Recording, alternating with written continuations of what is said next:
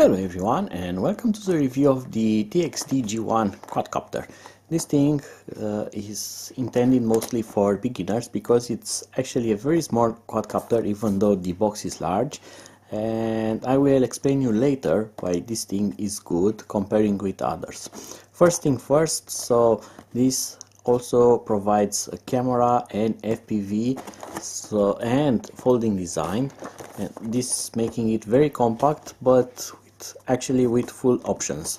It features things like headless mode, USB charging, so all the stuff that you get on most quadcopters, but has a very low cost. So let's take it out of the box and I'm going to explain you why this thing is nicer, if I can say it that way, than others. So you are greeting with a Chinese manual, but if you are going to extend it and look on the other side, you are going to get English here, and it's a very useful manual because it shows you how to operate it. It has nice pictures and explains you all this stuff, and it's written in understandable English. And you get a second manual in Chinese and English. This shows you the QR code for downloading the app for this drone, because this thing doesn't only have a camera but it also has wireless FPV, so it will connect to your mobile phone and you are going to see video from it, and you can also record video from it, which is very nice for this actually tiny quadcopter, which I'm going to take out of the box. So this small, so this is a camera quadcopter with FPV on it, and that's quite impressive for its size. And I'm going to unfold the arms, and that's the small flyer there. Of course it uses the cloning design of the DJI Mavic quadcopter, but that's bigger and you cannot compare the performance.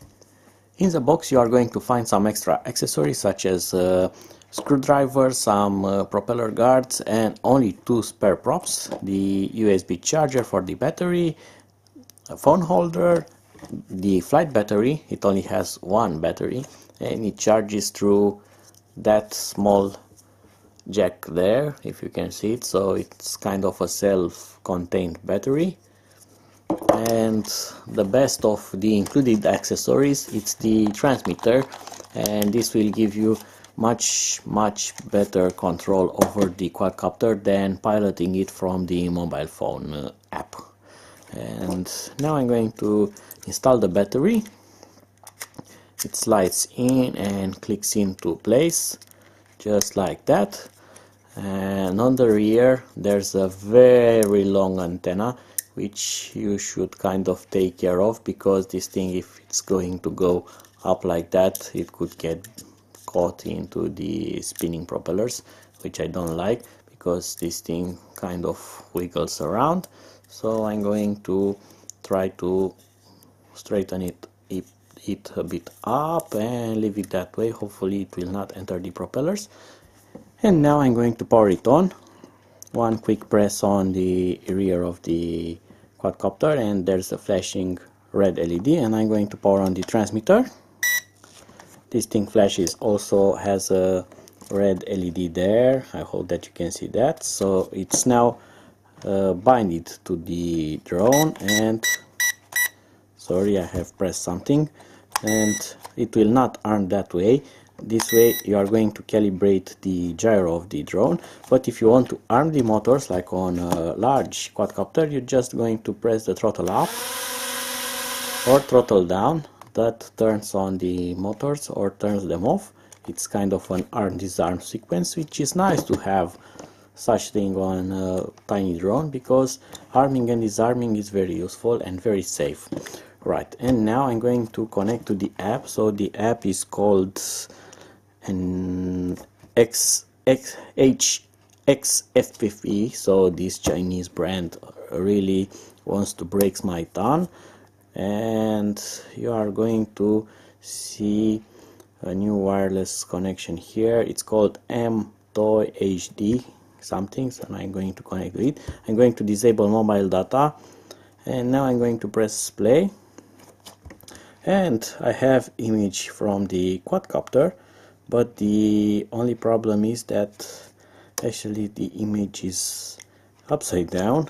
So before the actual test flight, I wanted to check the manual, which I actually never do, but I said, okay, this thing is upside down. I really want it to be displayed normal, which I haven't managed to do. In the manual says that if you press the ref button is reverse the screen. So this ref button here should turn it upside down, but it doesn't want to work. I don't know why. I'm going to try to rotate my phone that way. Oh, I think that's now working. That's weird. But the image is still on the normal side, and I'm going to press it once again. That's a miracle, guys. It's now working, and it's the appropriate way. It's not upside down anymore. We have a miracle, so we have solved that problem. So the ref button works, but I think that my phone is weird and I had to rotate it upside down and upside down again and press the ref button, and it's now working. So thus the gesture recognition works now. So I'm going to press OK and OK, and I'm going to do an OK now and OK. And can I see the recorded files? So if I press on review and on pictures, nope, I only have the picture that I have took while pressing the button, and on videos I have no videos. So this thing kind of saves file by transferring them to the phone, streaming them. It doesn't have a card or a card slot on the drone, but that's not bad at all because it's lower cost, so you can do that with your mobile phone through the wireless transfer of the files. Okay, so one more bench test for it before flight. Most of this type of quadcopters don't have a fail-safe. A fail-safe is a thing that when this quadcopter loses signal, it's going to stop and fall to the ground or land. Most of this type of cheap toys don't have such fail-safe built-in, so when your signal get lost, this drone will simply follow the last command and will fly forever and forever. You are going to lose it because it's going to fly away until the battery is over and you are never going to find it again. So I'm going to do a test. I'm going to arm it, and then I'm going to turn off the transmitter to see what happens. So turning it off, and the controller is off and it shuts off. This is very good because in 1 or 2 seconds or something like that this will fall to the ground, and you still have chances of getting back to it rather than seeing it flying away and away and away and never stopping back. So if I power this on,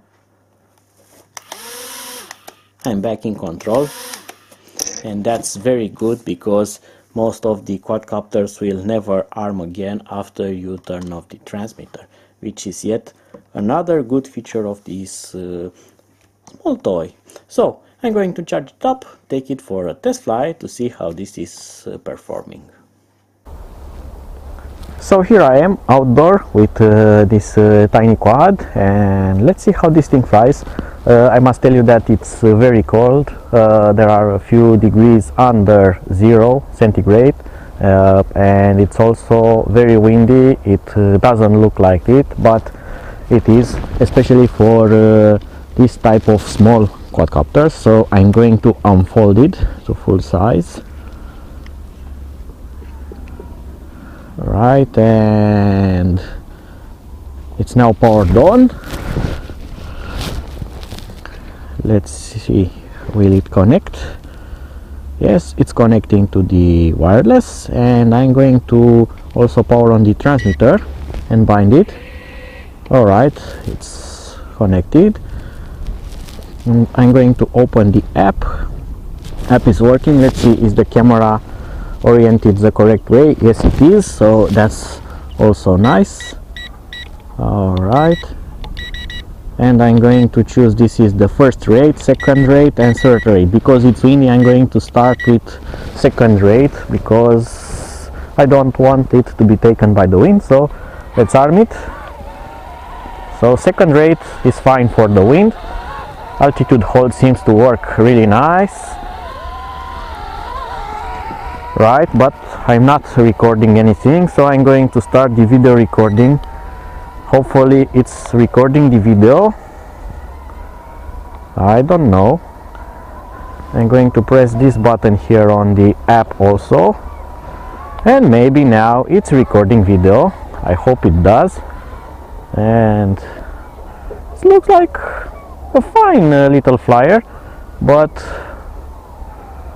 whoa, and this thing can really get some speed, but the altitude hold has a bit of trouble when you are going too fast.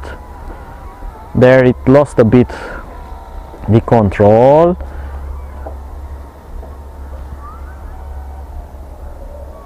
but nothing too serious. Usually this type of things do happen, but actually I'm impressed about this little guy's punch.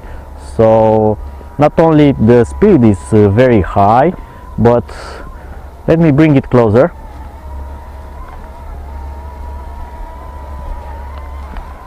It's kind of tricky to fly such a small quadcopter with this air current. So now you see it closer, right?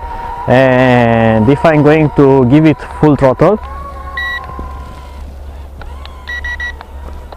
oh, just a second, I have enabled third rate mode by mistake. The controller is small and my hands are frozen. I'm going to put it back into third rate, and it looks like the rate mode, it's also influencing the throttle.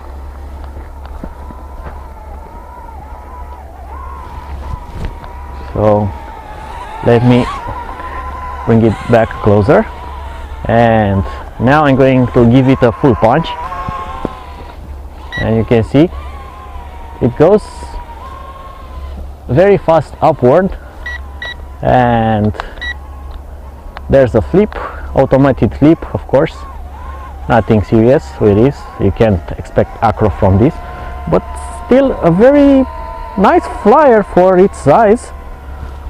I don't like the camera because it's pointing too much downwards, so you won't see much of the stuff when you fly it. And this thing is really fast, really fast. Whoa. And also has kind of a decent range actually.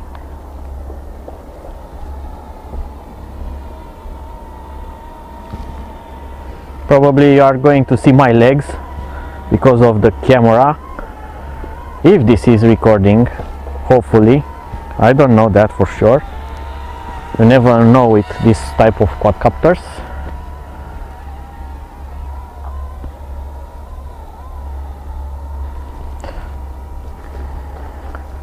You can also fly this gently if you want to, and if you are going to fly it gently, it's really controllable. Actually on a first rate it's very pleasant.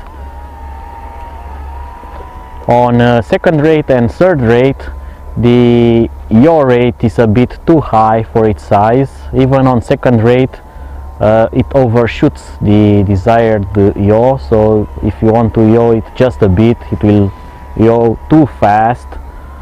But the pitch on second rate is very good. The third rate it's very fast, but I like it. it's a small toy that I really like it. It's very cheap, really cheap, so this thing is good for learning to fly, except the fact that this has altitude hold, and if you are going to learn to fly quadcopters, it's good to try to learn flying without altitude hold, because real quads don't have altitude hold. If you want to fly racing quads or the tiny whoops or the things like that, those will not help you with the altitude. So if you are going to learn to fly with altitude hold, it's going to be hard to switch then to other type of quadcopters. But for a kid, or if you really want to have a toy drone that will not cost too much and also will be fun to fly, it will not be frustrating, well, this is a good choice. It does have a camera, it does record, hopefully. I'm telling again, hope, and it auto landed. Probably the battery is low, so I'm going to try to stop the recording, maybe. So that's taking pictures. Let's try to take some pictures with it, something like that. All right, and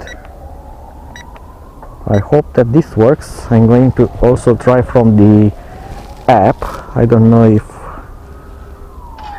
all right, so by the sound of the app, I think that's, now it's taking pictures, hopefully, maybe, we'll see later. And that was it for now. I'm going maybe to fly this indoor also to see how that goes, but you can fly this outdoor in the winter, very cold and with wind, with absolutely no problem. So until my next video, be sure to subscribe and follow my next uploads. Bye bye.